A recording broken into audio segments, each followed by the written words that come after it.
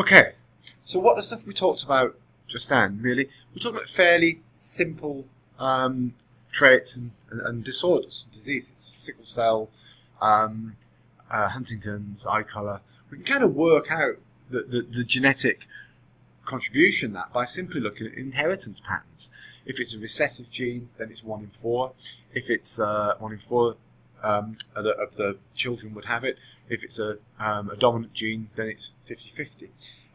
But other disorders are much more complicated than this, not least because a lot of them, first of all, will be the result of multiple genes. So the inheritance pattern is nothing like eye colour, nothing like sickle cell, nothing like Huntington's disease.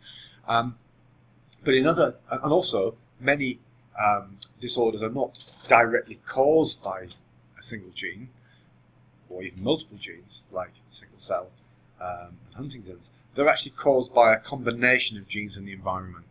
And trying to work this out is kind of very difficult. And the way in which we try and work out this is by using a technique called, well, it's not a technique, it's a discipline called behavioural genetics, which uses various techniques, which looks, among other things, twins. They also look at adoption, but I'm just going to talk about twins today. Monozygotic twins are the result of a single sperm and a single egg being fertilised, and then that single organism, during its process of cell division, as it would normally develop into a single baby, somehow, for whatever reason, splits in half, and we have 2 individuals. But crucially, because there's a single egg and a single sperm, they're genetically identical. Not necessarily physically identical, not necessarily identical in temperament, as we'll see, but genetically they are the same, barring the odd mutation, which usually is pretty low mutation rate there.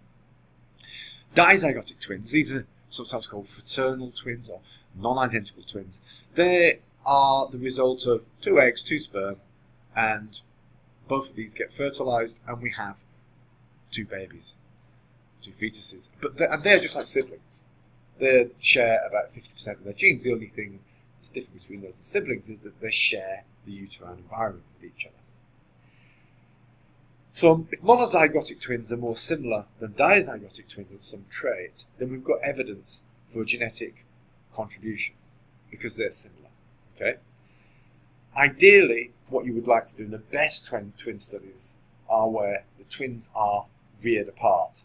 So in other words, this is where somebody has 2 twins and either adopts them both or maybe keeps one and adopts the other. This sounds heartless, but particularly in times gone by when resources were tight, it was not an uncommon procedure. And the advantage of this is that we're removing the contribution of the environment. These people are genetically the same, but their environments are entirely different. So it really does give you a good idea about the relative contribution of genes. And there's some really strange stories. There's a video that I'll put in the folder for this topic, short TED talk where one of the women who was involved in this early stuff about twins reared apart describes some of the remarkable similarities between these 2 individuals who never met each other, and they're brought together by this research team in Minnesota.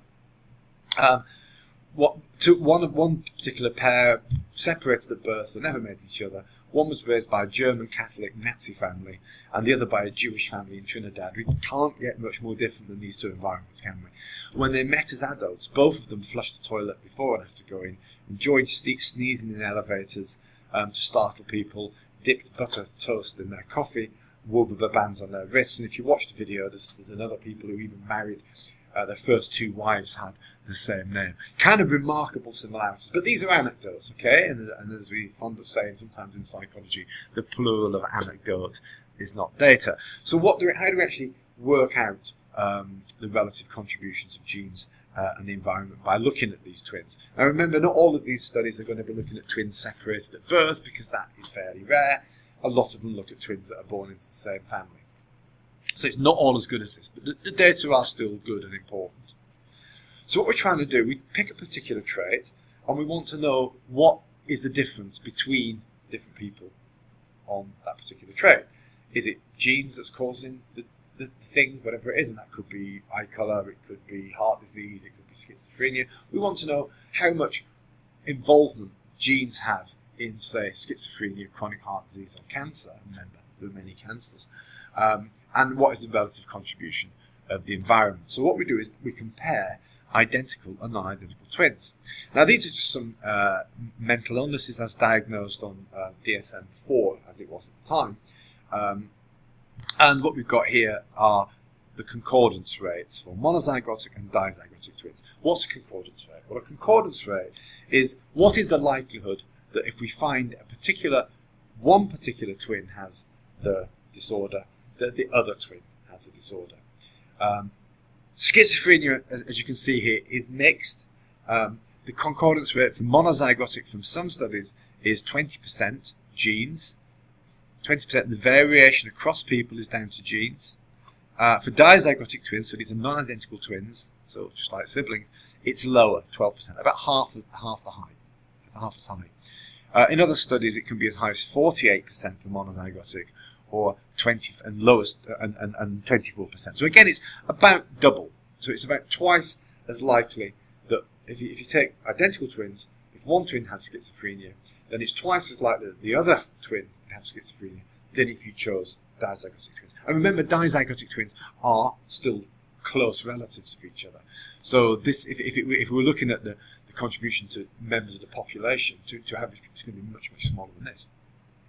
So major depression, 59% of the variation among people seems to be genetic. For monozygotic twins, 18%. For dizygotic, autism even higher, 60 versus 5. And bipolar disorder is similar. And alcoholism is 26% versus 12%. And this is higher for males and females. So alcoholism might have a more genetic contribution in males and females. We don't quite know that yet. So this is the point. So what we're trying to explain here is the variation among different across people, right? And these are what the statistics tell us as a result of twin studies.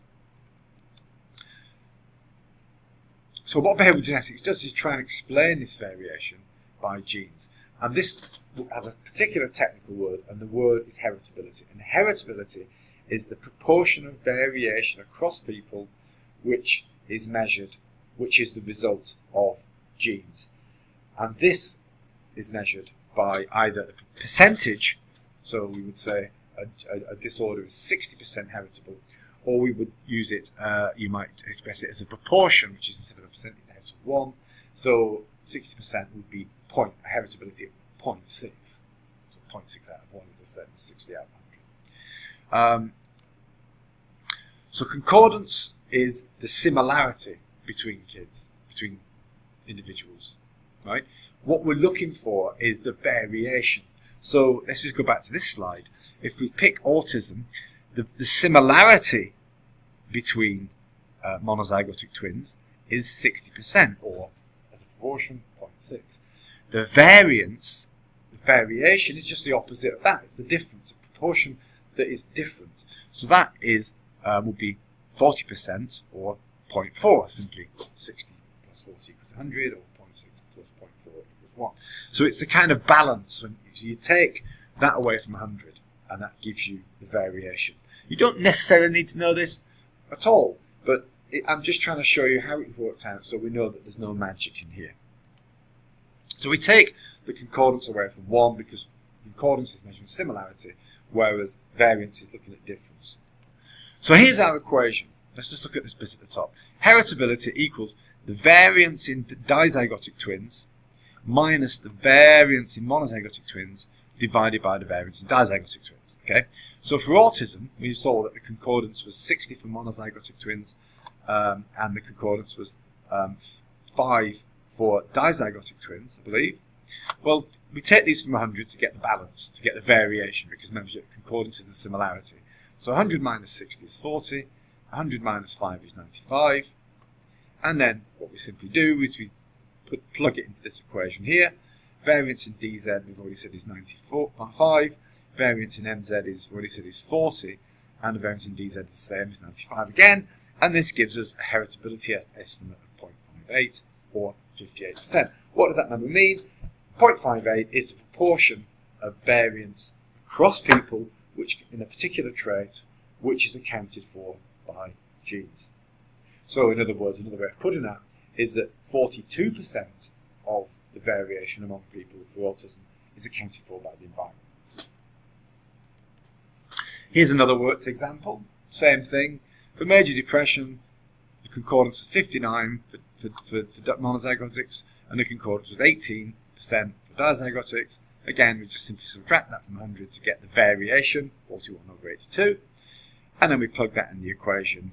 82 minus 41 divided by 82 is 0.5, or 50%. So what does that mean? We say that the variation across different people in major depression, 50% of that, or 0.5, is accounted for by genes, 50% therefore the environment, or 0.5 as a proportion. So as I say, you don't need to know this, but I'm just trying to give, I'm not going to actually work this out or anything like that, I'm just trying to give you a flavour of how this is worked out and how concordance is turned into heritability, because concordance has two numbers and it's easier to sum it up in a single number. It kind of makes more sense. Which traits are heritable? Well, Turkheimer's first law is that everything is heritable. And many things, whether everything is heritable is difficult to say, but certainly many things seem to have some degree of heritability. There's a meta-analysis which I put on Blackboard of all of the twin studies, which at the time this was done, which was just a few years ago, which was 2,748 twin studies, averaging across all of those studies. And these studies looked at everything from aggression, personality, intelligence, heart disease, cancer, blood pressure, high blood pressure, things like that. Overall, if you find the average trait is about 50% heritable. So for every single trait that was looked at, 50% of the variation of that trait across all of them, averaging across all of them, was to do with genes. But of course, some are much higher than that, such as height, obesity, much higher. Some of them are much lower than that, as you saw with alcoholism. So there is variation there, but most traits seem to have some degree of heritability. Personality, so-called Big Five personality factors of openness to experience, agreeableness, conscientiousness, extroversion, and neuroticism, is about 50%. Intelligence is about 70% heritable, at 0.7.